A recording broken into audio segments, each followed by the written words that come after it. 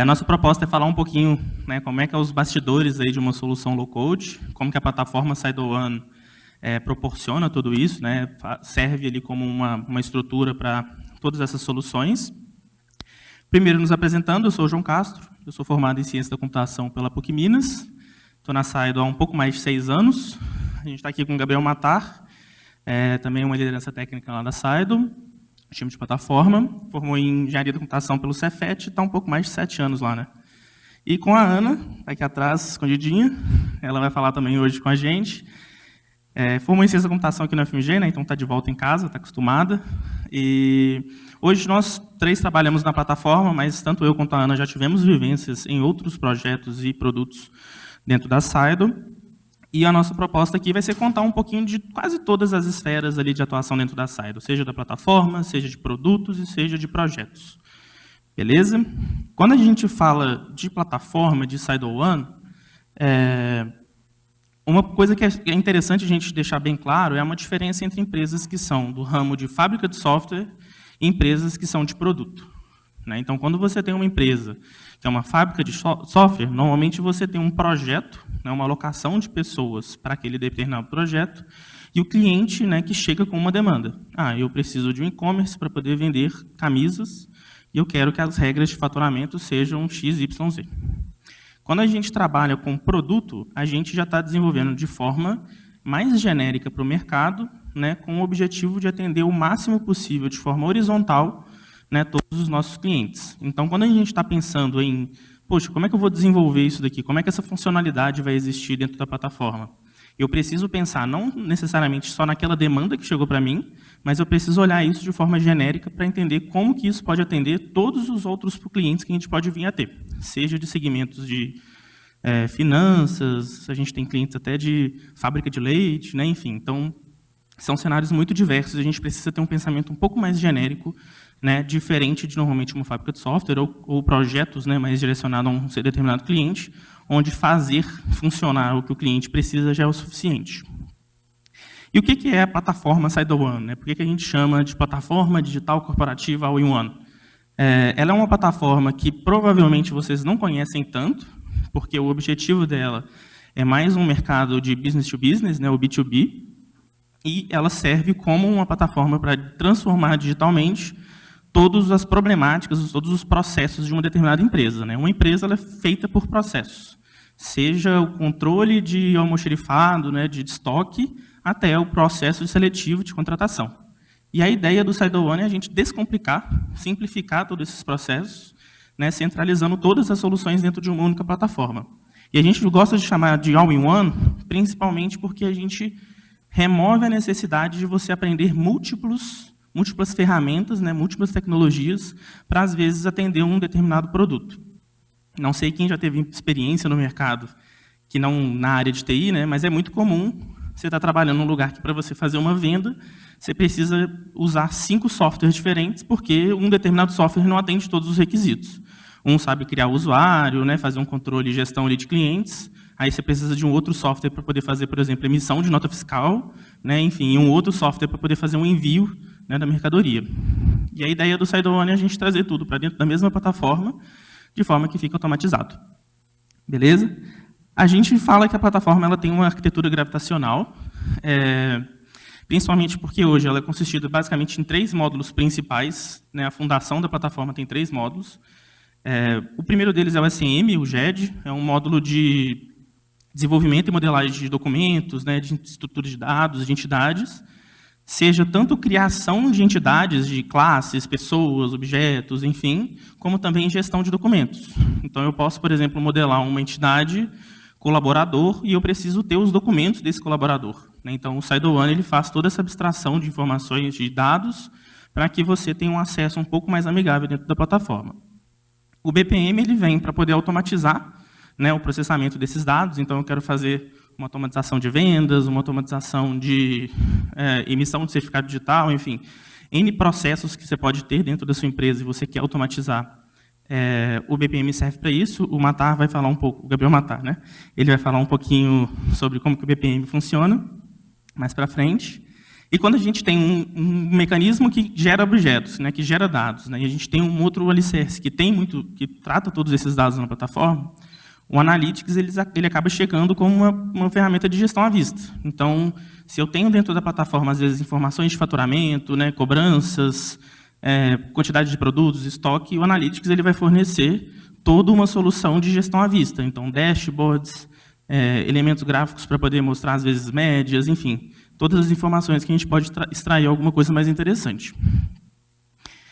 E, além desses 3 alicerces, tem um segredinho ali, uma mágica por debaixo de tudo isso, que é um motor de scripts, né? Então, a plataforma você consegue desenvolver dentro dela. Então, ela tem algumas soluções que são desenvolvidas, inclusive, dentro dela mesmo. Então, existe uma recursãozinha que o pessoal lá da empresa, quando escuta a gente falando, fica maluco, que a gente tem uma classe, aí tem um campo que também é uma classe, aí existe a classe, existe a classe campo, existe a classe método, né? Então, assim, tem uma certa recursãozinha, porque algumas coisas são desenvolvidas dentro da própria plataforma, e ela tem um motor de JavaScript, né, que você consegue automatizar tudo isso desenvolvendo JavaScript, mais um JavaScript Node, né, não um JavaScript front-end, dentro da plataforma para poder fazer tudo isso acontecer. E aí, com tudo isso, a gente consegue criar, né, de forma gravitacional nesse sentido, outros produtos. Então, juntando, né, esses 3 módulos principais, às vezes eu consigo construir produtos CRM, marketing, portal de relacionamento, Service Desk, educação, e-commerce. Então, assim, são diversos produtos que eu começo a construir em cima da plataforma para que a solução para o meu cliente final seja o mais low-code ou no-code possível. Então, se eu desenvolvi um módulo todo de billing, o objetivo é que o meu cliente ele não tenha que desenvolver nenhuma regra de faturamento, de cobrança, de integração com gateway de pagamento, nem nada do tipo. Beleza?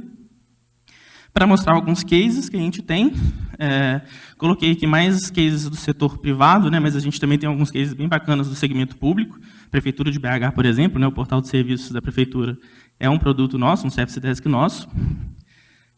E aqui a gente tem alguns cases bem interessantes e dá para ver que tem uma gama muito grande, né, de diferentes produtos aqui, diferentes segmentos. O Banco Inter, por exemplo, acredito que todo mundo conheça, todo o processo de abertura de conta que o Banco Inter realiza, né, passa pelo processo de Side One. Então, quando você tira aquela foto vergonhosa com o seu CPF do lado, sua identidade do lado, né, e tem que mandar lá para o aplicativo, isso vai chegar para um processo dentro do Side One e, automaticamente, o Side One vai fazer algumas verificações. Às vezes, vai ter que integrar com a Receita Federal para saber se você, enfim, não é um inadimplente ou uma pessoa pública que, às vezes, não pode ter conta naquele banco, enfim, coisas nesse sentido. E, em alguns cenários, alguma atuação humana é necessária, e aí, dentro desses processos, estão modelados para que essas pessoas tomem essas decisões, né? Fiquem vendo lá e façam o cara crachado a sua foto, os seus dados. Um outro exemplo, por exemplo, é a Petrobras. A Ana vai falar um pouquinho de como que os desafios lá da Petrobras, que é também um grande cliente nosso. Enfim, tem vários aí. Eu acho que aqui não tem, mas tem também, então por isso que eu falei da fabricação de leite. E é bem interessante. Então, a gente vai hoje nessa apresentação falar um pouco da plataforma do produto de projetos, né? Então, meio que são as 3 diferentes equipes que a gente tem dentro da Saido. E falando um pouco da plataforma, que é onde eu estou hoje, uma das principais dúvidas que tem no processo seletivo, eu participo do processo seletivo, né? Então algumas entrevistas técnicas, principalmente, sou eu que estou avaliando lá, e uma das principais dúvidas é quais são as linguagens de programação, né? Quais são as stacks que a gente trabalha. Os nossos front-ends, eles são desenvolvidos com uma tecnologia chamada Stencil. Alguém já ouviu falar? Ninguém, né? É bem raro. Ele é uma tecnologia que o objetivo dele é gerar um web component, então ele passa a ser agnóstico de framework, eu não vou depender de Angular, de React, nem nada do tipo para poder desenvolver nele. E aí eu consigo, a partir do momento que eu tenho esse web component, rodar em qualquer navegador.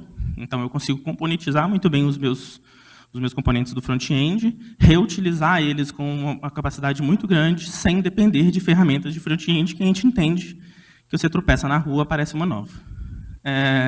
Já o nosso back-end, né, o back-end da plataforma em si, ela é desenvolvido em Java, a parte mais baixo nível ali, né, da plataforma, que tem que interagir com o banco de dados, enfim. Mas, como eu falei, ela roda JavaScript e acaba que muita coisa a gente tem que desenvolver em JavaScript mesmo dentro da própria plataforma.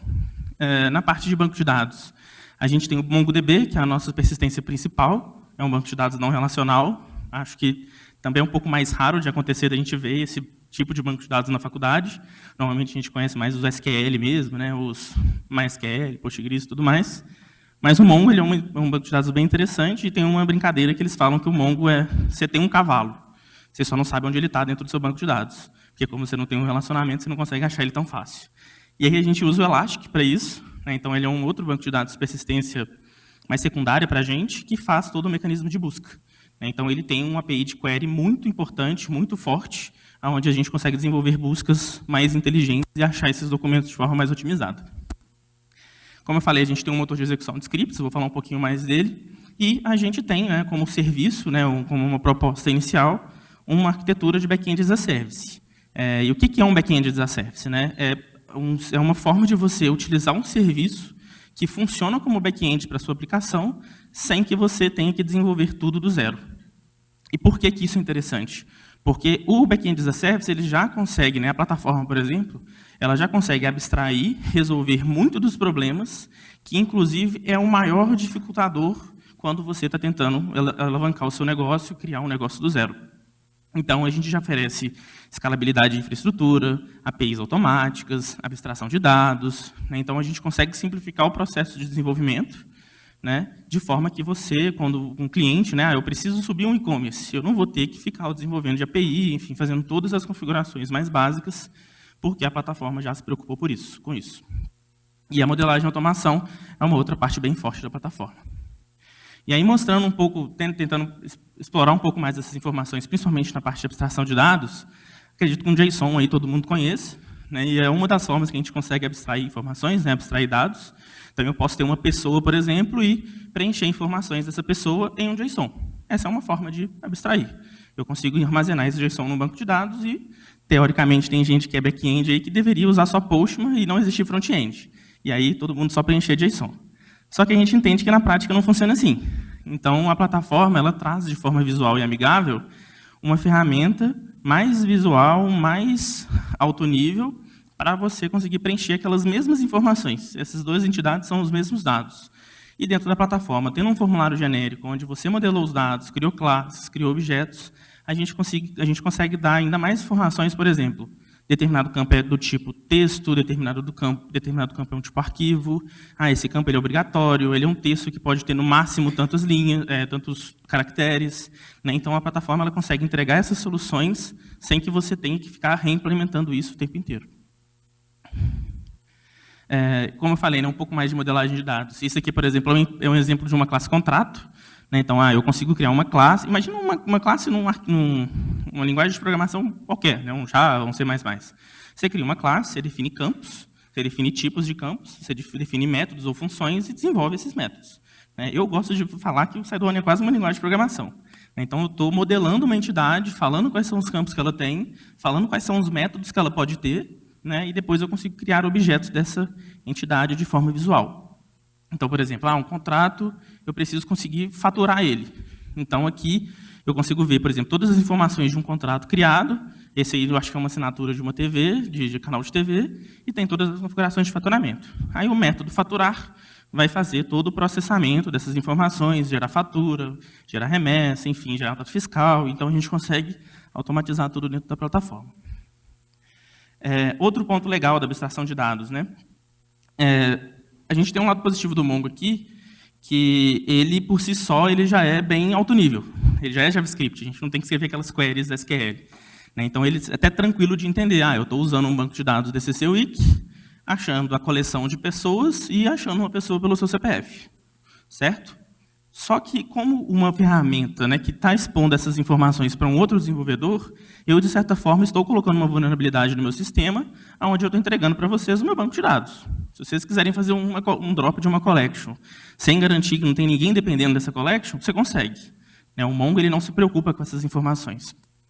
E aí, o Cydonia, a gente tem, né, quando a gente cria uma classe, por exemplo, todos os métodos de CRUD, que é uma outra brincadeira que a gente tem também, né, que às vezes o desenvolvedor faz CRUD o dia inteiro. Está todo dia fazendo create, update, delete de entidade, né, e boa parte do mercado de trabalho às vezes tem mesmo esses desafios, mas na plataforma a gente já tem isso automático. Eu criei uma classe, então eu já tenho todas as fachadas de obter, de criar, de deletar, de buscar, enfim, e a gente consegue ainda abstrair dentro dos pontos de, eu tenho um pacote, que é o component do CRM, então é uma solução do CRM. Eu tenho a classe, né, uma entidade pessoa, e aqui eu tenho um método get, que é um método de obter essa pessoa, por exemplo, pelo seu CPF. Né? Então, eu não preciso me preocupar com os detalhes do MongoDB, e o mais legal ainda, se eu quiser mudar, né, como plataforma do MongoDB para uma outra ferramenta, eu não criei um acoplamento, né, com essa solução na minha plataforma. Então, eu posso mudar o banco de dados do MongoDB, por exemplo, para Cassandra, e ainda assim eu não vou afetar o script dos usuários. Um outro ponto positivo do SideOne, ele é uma aplicação clusterizada, então isso também é bom, mas também gera muitos desafios. O lado bom de ser clusterizado, né, principalmente quem já estudou aí computação distribuída, é que a gente consegue fazer escalonar, né, tanto vertical quanto uma escalabilidade tanto vertical quanto horizontal. Então, eu estou precisando aqui, eu tenho muitas requisições, eu tenho muitos clientes fazendo uma compra naquele site, eu posso melhorar a memória RAM, posso melhorar o CPU, eu posso, enfim, criar mais discos se esse está sendo o problema, só que vai chegar um momento que isso não é suficiente. Não adianta a gente subir, triplicar uma máquina, que às vezes ela não vai ser o suficiente. Eu preciso, às vezes, balancear essa carga. Então, eu consigo criar outras máquinas para rodar a aplicação, né? E aí eu tenho um sistema distribuído, e o legal é que o próprio SideOne se preocupa com isso. Ele sabe entender quando ele está num cluster, ele sabe conversar com os outros membros, né? Coisa que, se você for desenvolver do zero, você vai ter que se preocupar com muita coisa aqui, né? E a gente hoje consegue abstrair todas essas informações, e os nossos clientes nem se preocupam com isso. Falando um pouco também nessa linha de cluster, a gente tem, por exemplo, mundo single tenants e multi-tenants. Alguém já ouviu falar desse conceito? Uma das pessoas, né? O single tenant é basicamente assim, eu tenho um projeto, tenho um cliente, por exemplo, está lá, a Vivo. A Vivo precisa da minha plataforma, aí eu vou subir uma infraestrutura para a Vivo, um banco de dados, uma máquina, vou rodar o meu sistema dentro dessa infraestrutura, e isso funciona para a Vivo. Não, agora a TIM precisa. Então, eu vou ter que subir outra infraestrutura, outro banco de dados e passar isso para a Vivo. Então, é meio que um relacionamento de 1 para 1. Todo cliente, todo projeto precisa de uma infraestrutura nova, e isso fica muito difícil de você gerenciar a longo prazo. Quando você tem um cenário multi-tenant, eu posso ter inúmeros clientes usando uma mesma infraestrutura, e a própria plataforma sendo responsável por dividir, né, e por organizar essas informações. O isolamento de dados ainda existe, ele ainda é tanto lógico quanto físico, mas isso agora não é mais uma preocupação do desenvolvedor na plataforma. A plataforma já está fazendo isso por ele, então a gente consegue ter hoje, por exemplo, um cluster onde a gente tem mais de 200 clientes, né, dentro de uma mesma instância, e eles mal sabem, né, eles não sofrem impactos, né, de um cliente com o outro ali.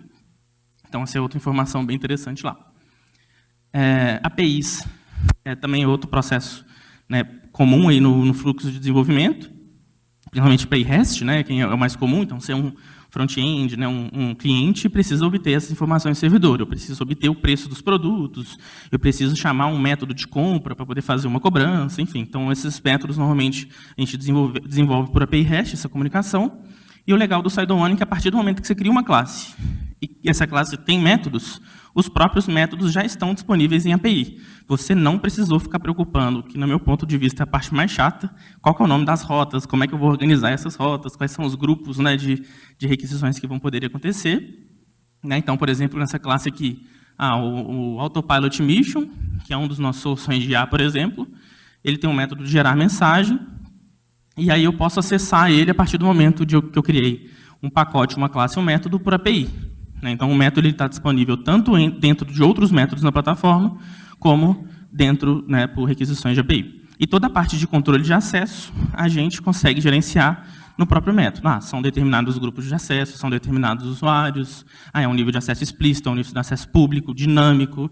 Né? Então, a gente consegue fazer uma configuração mais alto nível, mais interessante, onde o desenvolvedor ele vai se preocupar e vai focar mais na lógica de negócio e no que ele precisa resolver do que nos detalhes, né, no tecnismo ali de implementação.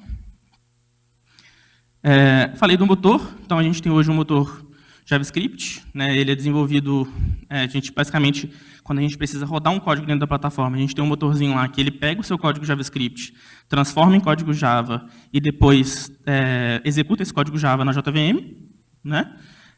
E a gente usa basicamente, tem dois mais famosos aí, né? Mas existem muitos motores no mundo, no mercado. Os que a gente utilizou por muito tempo foi o Rhino, e a gente está fazendo uma transição para o Graal. Alguém já ouviu falar disso? É uma forma de interpretar o JavaScript, principalmente no mundo Java. O Rhino, ele foi usado por muito tempo lá no Sidle, no Sidle One. O problema dele é que ele só suporta ECMAScripts mais antigos, então ECMAScripts mais novos, enfim, essas evoluções mais recentes do JavaScript ele não suportava. Ele só suporta JavaScript, que é um outro lado negativo, né, e a performance dele não é tão boa. Né, não vou dizer que ele tem uma baixa performance, não é que ele é ruim, mas o problema é que ele não integra nativamente com a JVM, como o Graal consegue. Em comparação, o Graal ele é o compilador do Sidle One. O Graal ele serve como ferramenta Java, ele é um Java mesmo, ele é um compilador Java, roda, né, a aplicação, e ele tem toda uma biblioteca de linguagens onde ele consegue interpretar tanto o JavaScript como qualquer outras linguagens, como Python, C, R, Node, enfim, eu posso criar a minha própria linguagem, eu posso criar um João.js lá e desenvolver essa linguagem, explicar para ele como é que essa linguagem deve funcionar, e ele, teoricamente, consegue executar tudo isso dentro do Java. Então, ele é muito mais interessante e a gente tem um ganho muito significativo de performance por causa disso. Então, ele consegue transformar aquele JavaScript mais otimizado em uma linguagem, né, em bytecode no Java, muito mais otimizado do que o Rhino conseguiria.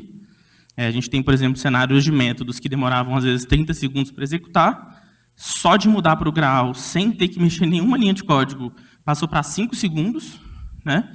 E a gente fez um teste, por exemplo, de desenvolver em C e rodar lá no WebAssembly dentro do Graal, que aí foi para menos de meio segundo.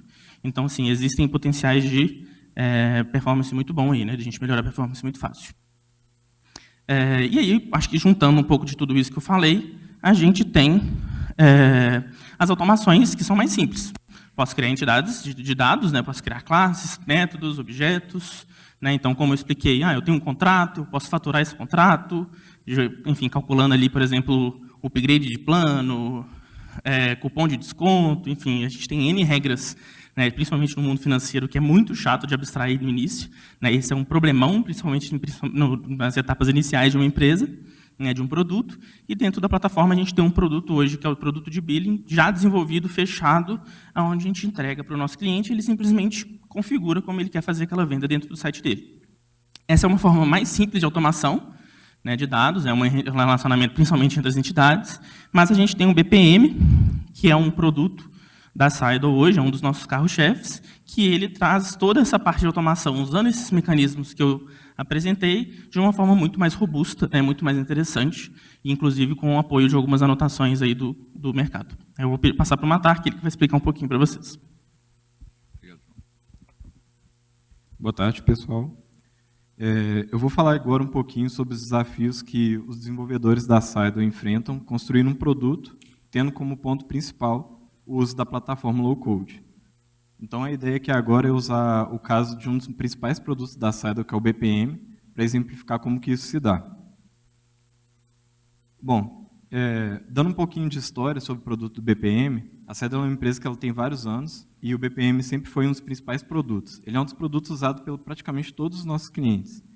E a Sidle ela aposta sempre numa abordagem de longo prazo na construção desses produtos. E com isso a gente tem várias iterações desses mesmos produtos acontecendo de maneira constante. Com o BPM não foi diferente. A gente aprendeu muito nas iterações que a gente já teve de BPM. Ele nasceu inicialmente como uma solução especialista e a gente foi sempre identificando ali pontos de melhoria e de generalização também. Então, diante de uma reestruturação recente, identificamos ali a oportunidade de compartilhar realmente um código que foi muito complexo de ser desenvolvido para a parte de diagramação, com o objetivo principal de viabilizar a construção de outros produtos dentro da Sidle. Então, a gente parou, sentou ali, tinha uma solução já desenvolvida toda usando uma ferramenta em Angular, que ela tinha uma complexidade muito alta, uma manutenção difícil, e estava nascendo na Sidle também a necessidade de ter outros tipos de diagrama também, para a construção de outros produtos. A Ana vai falar um pouquinho ali na sequência sobre um caso específico de projeto, bem complexo, por sinal, muito interessante.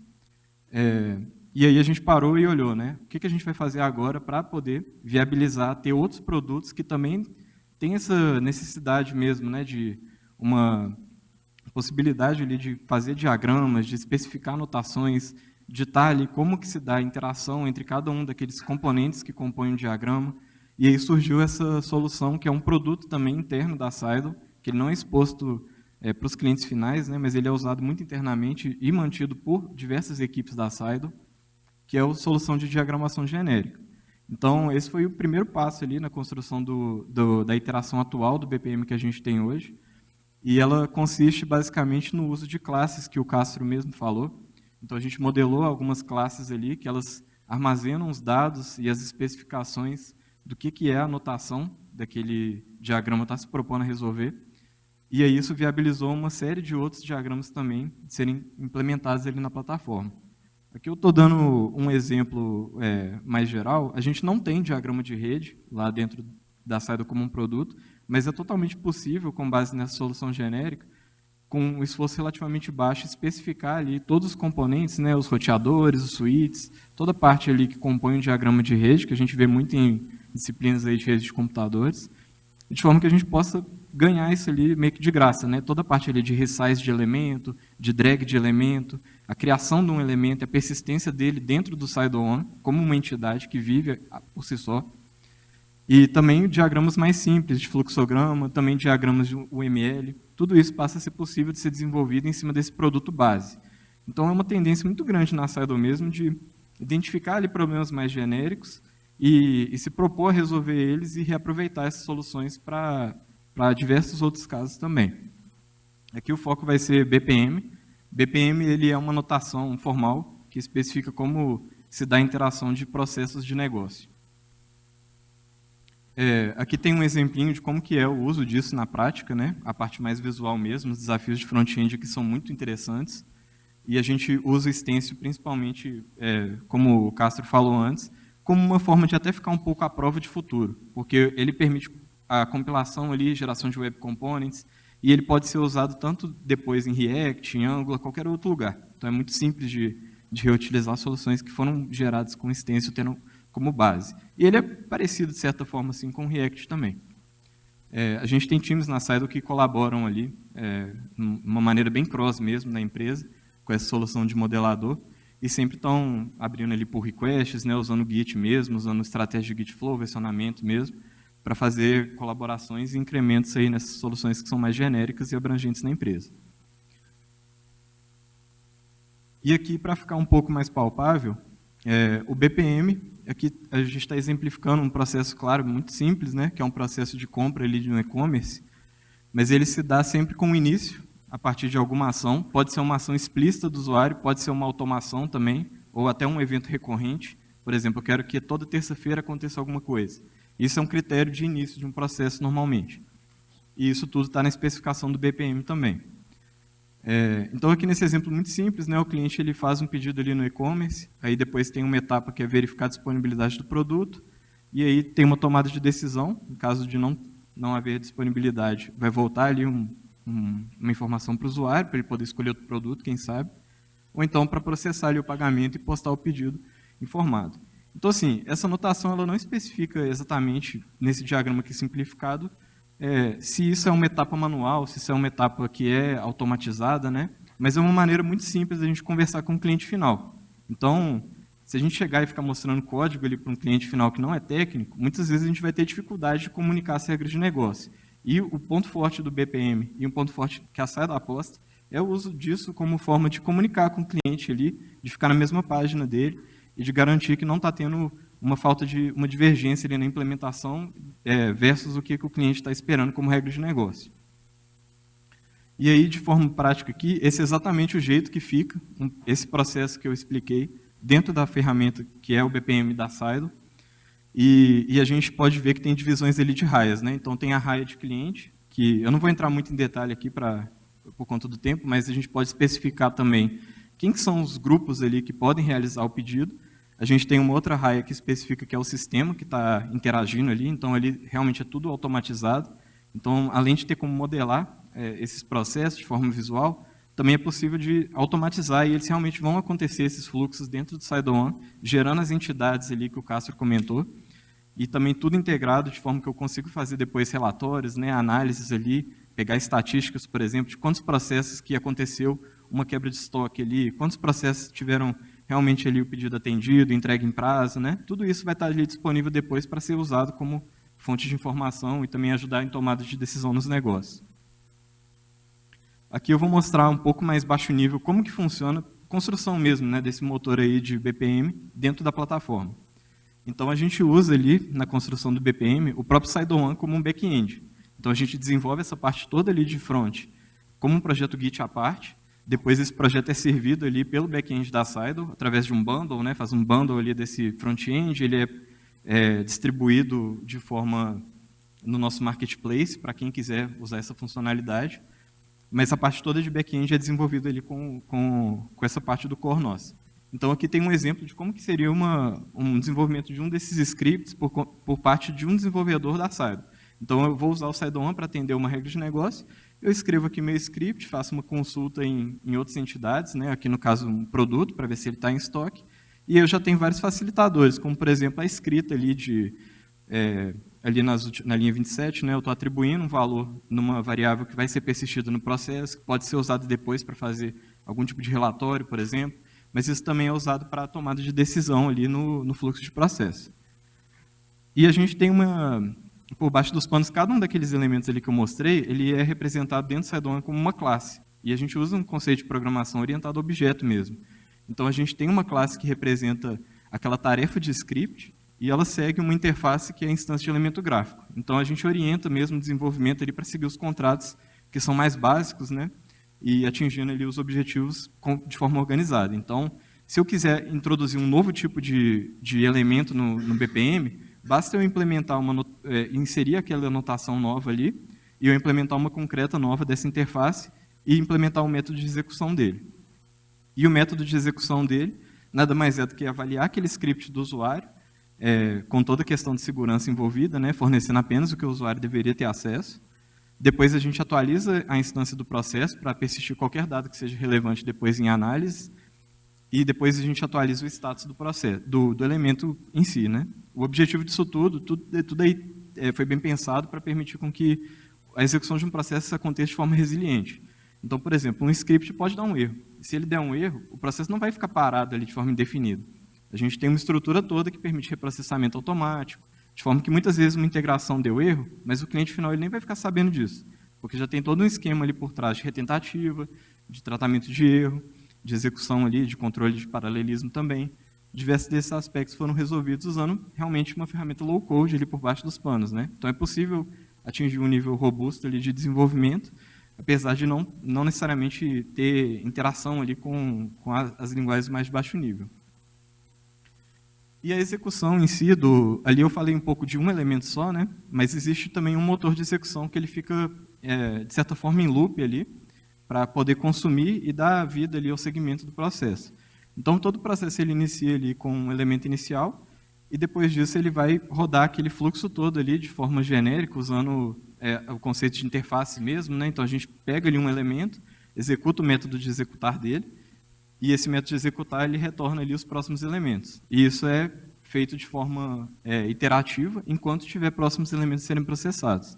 Não necessariamente vai ter um loop infinito, nem nada do tipo, né? Mas ele vai parar ali, dependendo do elemento que foi instanciado. Então, se for uma tarefa de usuário, o processo vai parar, vai aguardar ali a pessoa fazer o atendimento, preencher o que for relevante, e ela vai dar seguimento depois. E aí, quando não tiverem mais elementos, o processo ele vai finalizar. Então, assim, de forma direta, esse é mais ou menos como que acontece a construção de um produto na Sido. E tem vários desafios de construir um produto, principalmente, igual eu mencionei, a questão de interatividade, né? A gente sempre quer evoluir os produtos mais, revisar estruturas internas, fazer otimizações de performance, otimizações de armazenamento de dados também. E a gente sempre preza garantir ali que, ao atualizar uma nova versão de um desses produtos, o cliente não vai ter quebra de compatibilidade. A gente atinge isso usando estratégias de feature toggle, de acompanhamentos mesmo de logs, né, de monitoramento, para garantir que tudo aconteça de forma transparente para os clientes e que eles possam ser capazes de usar novas funcionalidades sem muito atrito. A gente também lida com toda a parte ali de controle de dependências, né, com versionamento semântico, todas boas práticas aí que ajudam a manter um nível bom ali de compatibilidade também com as novas evolutivas. Para falar um pouquinho aqui agora mais de um cenário de projeto prático e até de um desenvolvimento também de um dos usos desse modelador mais genérico que eu mencionei, vou passar a palavra aqui para a Ana, que vai falar um pouquinho do case aí da Petrobras.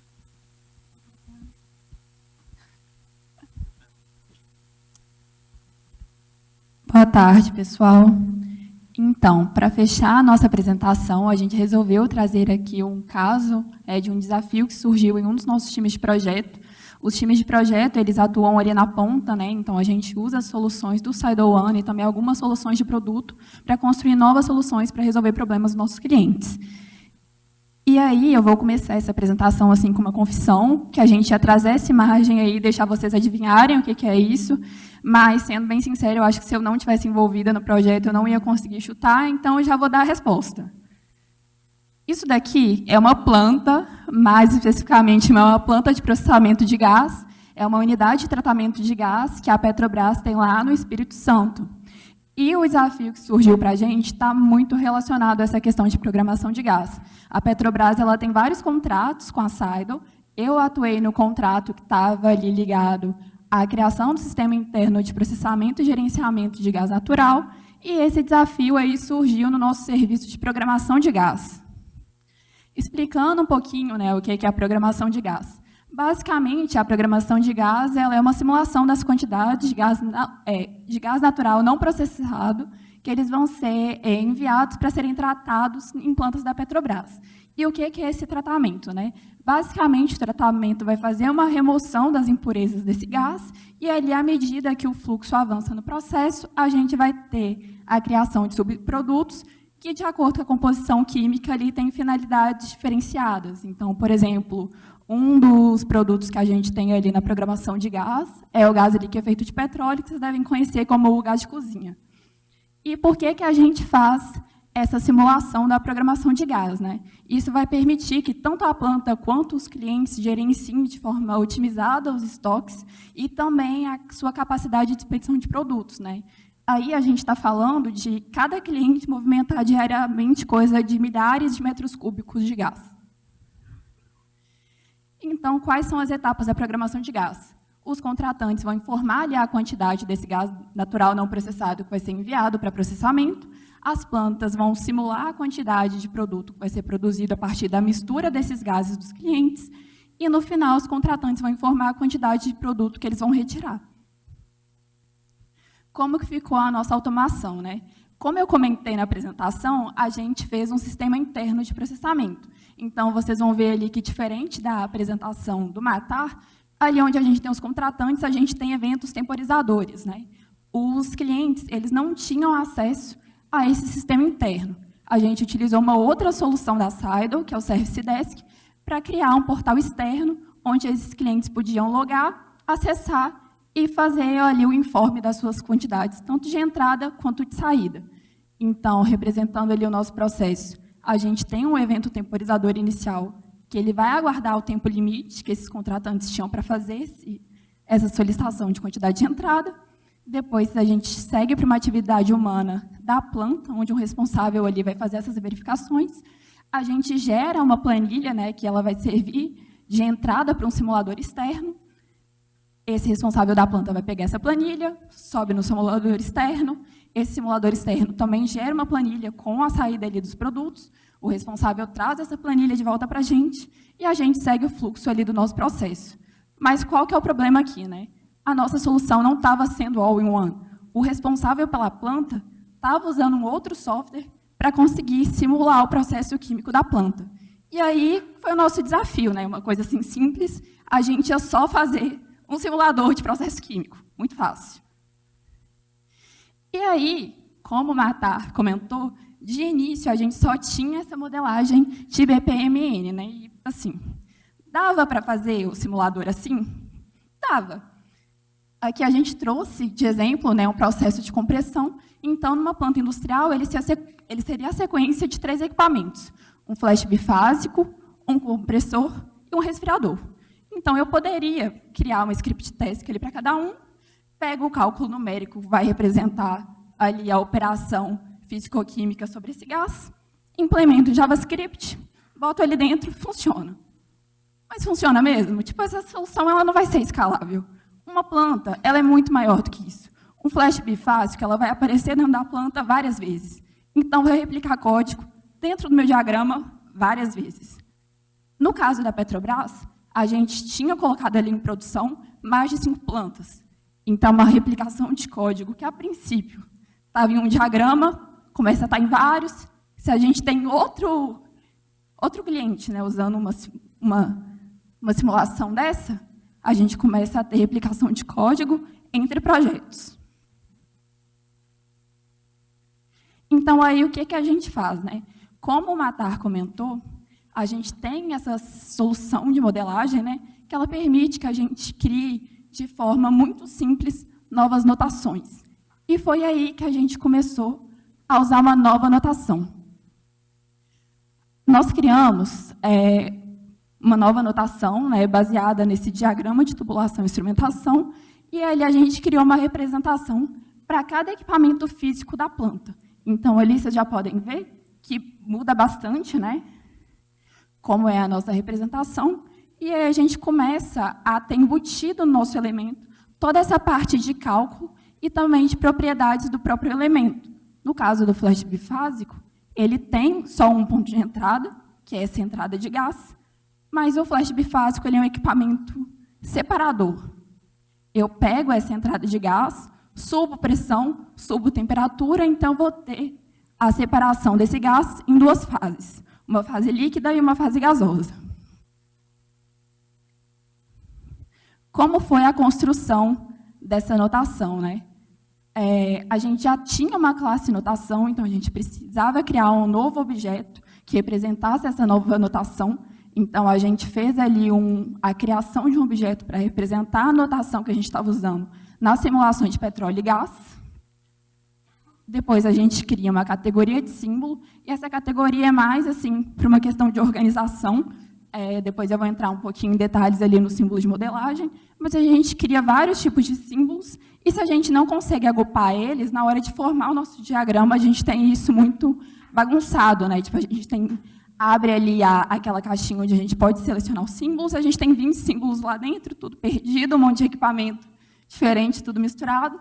Então, a gente cria ali os nossos agrupadores, e então a gente cria os símbolos de modelagem, né? Como o Matar comentou, é uma solução que estava assim, praticamente pronta para a gente. A gente cria um objeto, coloca ali a imagem, né, de como esse equipamento vai aparecer no nosso diagrama, configura o tamanho, configura ponto de entrada, ponto de saída, quantidade que ele tem, e no final a gente coloca ali a nossa classe de configuração.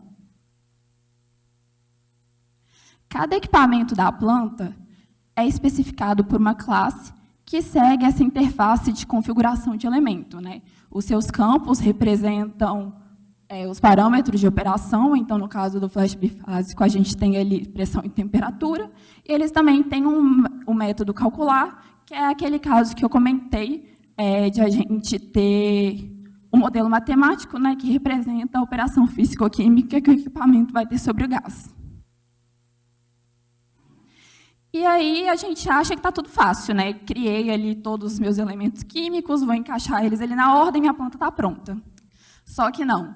Assim, a gente terminou de montar uma das plantas mais básicas que a gente tinha ali na Petrobras e simplesmente essa planta estava demorando 3 horas para rodar. E isso quando ela rodava, né? Quando a galera do time da frente não estava, olha lá, a simulação derrubando o ambiente de novo. E aí a gente passou para um outro desafio, que era a questão de performance, né? A gente começou a trabalhar ali, tentando melhorar esse nosso simulador, porque no caso ali do simulador externo que a Petrobras estava usando, a execução dele ali estava na ordem de 20, 30 minutos. Então, a gente estava muito distante desse resultado, não estava sendo nada competitivo. E aí a gente começou algumas operações de melhoria. Trocamos aquelas operações próprias de array por um for padrão, fizemos a remoção de laços de repetição desnecessários, e aí já foi caindo bastante o nosso tempo de execução. Começamos a utilizar a cache nas bibliotecas internas, tivemos ali uma queda muito significativa novamente, e aí vocês vão ver que as nossas melhoras estão caindo. A gente começou a usar a heurística ali no cálculo de cálculos complexos de bloco. E aí, a única coisa que a gente conseguiu ver que adiantou na performance do nosso simulador foi a troca do motor de scripts, né? A gente estava evoluindo ali na nossa questão de performance, mas chegou um momento que a gente estava esbarrando num problema que era uma limitação da plataforma. A gente ia precisar do apoio de outro time para conseguir continuar avançando. E aí o Matar e o Castro citaram na apresentação deles, né, essa parte da troca do motor de scripts, e somente essa troca, a gente não mudou nada assim, no nosso código, continuou sendo cálculo matemático em JavaScript, e a gente já teve uma melhora muito significativa no nosso resultado. A gente resolveu trazer também a solução final, né? Tipo, ela já estava só com a troca do motor de scripts, já ali competindo com o simulador externo, mas a gente continuou trabalhando nisso, e hoje a nossa solução já está rodando em 5 minutos. Agora eu vou voltar a palavra para o Castro. Então, gente, espero que tenha dado para poder passar um pouco dos desafios que a gente tem dentro da Seidl. É claro que a gente trouxe aqui, para não entrar muito em detalhe técnico, ficar mostrando código, entendo também que a gente está no final já do dia, foi um dia longo, a gente trouxe mais os nossos desafios, né, dos nossos clientes, dos nossos produtos, e lá na Seidl a gente trabalha construindo tudo isso, né? Então, vocês podem ver que tem muito desafio técnico, né? A gente tem ali um trabalho bem complexo, tem muita mão na massa, é muita programação, muita discussão, né, de arquitetura para que esses produtos sejam perenes e eles escalem com o tempo, né? E a gente, querendo ou não, só posso dizer que é muito tranquilo fazer tudo isso, né? A gente tem um ambiente extremamente colaborativo, é muito leve trabalhar lá. Então, eu estou precisando de uma evolução de um produto de modelador. Eu consigo descer o andar, conversar lá com a pessoa que é responsável por isso. Às vezes nem dá para ela encaixar na sprint, ela puxa lá, desenvolve e resolve o nosso problema. Então, assim, é muito tranquilo e muito colaborativo nesse sentido. Né? A gente que está na plataforma, que às vezes a gente tem uma noção um pouco maior de performance também de algumas coisas no ano, às vezes a gente tem muitas dúvidas, né, de outros times de projeto, de produtos, de como fazer aquela solução melhor, e a gente está sempre conversando um com o outro. Né? Então, a gente queria trazer um pouco, espero que tenha dado para poder falar um pouquinho dos desafios que a gente tem dentro da Seidl. E no mais é isso. Agradecer pela oportunidade mais uma vez e abrir para dúvidas.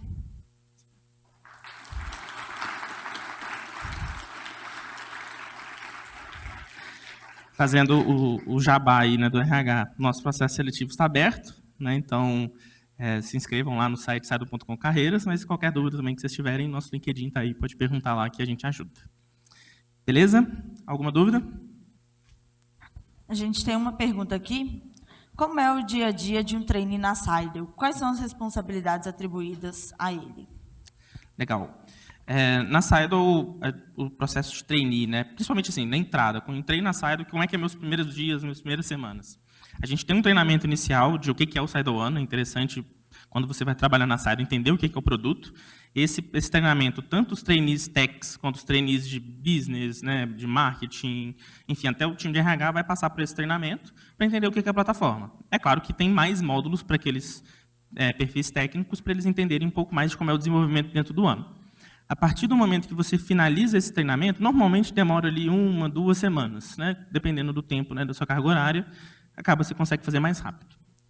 Quando você entra num time, né, principalmente no processo seletivo, vocês vão perceber que a gente conversa muito para tentar entender o que você gosta, o que você tem mais interesse, o que você domina mais, e aí a gente vai te alocar a um primeiro time que faz mais sentido. Quando você entra no time, existe também um treinamento, às vezes, para você entender os desafios do time, o processo, enfim, as problemáticas daquele time. E aí existe um onboarding e depois você passa a acompanhar alguém daquele time com pair programming, né, enfim, desenvolvimento em pares. Mas não existe uma distinção do tipo, não, o trainee ele vai ficar desenvolvendo uns projetos internos que não tem importância, enquanto os software engineers vão ficar desenvolvendo as coisas que importam. Não, lá está todo mundo desenvolvendo, todo mundo no mesmo barco, desenvolvendo pontos importantes para o projeto, né, então produtivo de fato, mas é claro que existe um ajuste de expectativas de o que uma pessoa que acabou de entrar na empresa, que é um trainee, e o que é um software engineer que já está ali há um tempo, né, e às vezes até tem mais tempo de dedicação do que um trainee de 4 horas, 6 horas teria. Então, resumindo, né, não tem muita diferença, né, é um ajuste de expectativas e também do tanto que você consegue entregar, e conforme você vai, né, performando bem, você vai assumindo cada vez mais desafios. O planejamento de um grande projeto como o da Petrobras, vocês constroem o código para atingir a finalidade, depois aumenta a finalidade do código, depois aumenta a eficiência do código? Então, eu acho que o caso da Petrobras foi um pouquinho diferente, né? Porque a gente tinha essa mentalidade de produto, então, de início, a gente começou a desenvolver ali aqueles equipamentos químicos que iam suprir as necessidades da Petrobras, mas sim, né, a gente tem esse objetivo de expandir, a gente tinha um objetivo claro, que era bater o simulador externo que a Petrobras estava usando, então a gente cria ali uma solução, a gente torna ela mais robusta, com essa mentalidade de produto, a gente torna ela escalável, e eu acho que assim, todos os nossos projetos funcionam. E complementando também, é muito comum ter uma interação que vai atravessando assim as várias equipes, né? Então, quando eu estava trabalhando ali nessa parte mais de motor de scripts, eu tive uma interação muito forte com os desenvolvedores que estavam interessados em aumentar a performance. E aí a gente experimentou junto o código, a gente fez ali provas de conceito mesmo para ver a viabilidade, até de atingir ali as expectativas do cliente. Então, assim, de forma geral, a gente está interessado em aumentar a performance de tudo. E a gente está interessado nos casos concretos mesmo que os clientes precisam. A gente tem mais algum tempo e alguém quer fazer alguma pergunta? Além do que está aqui.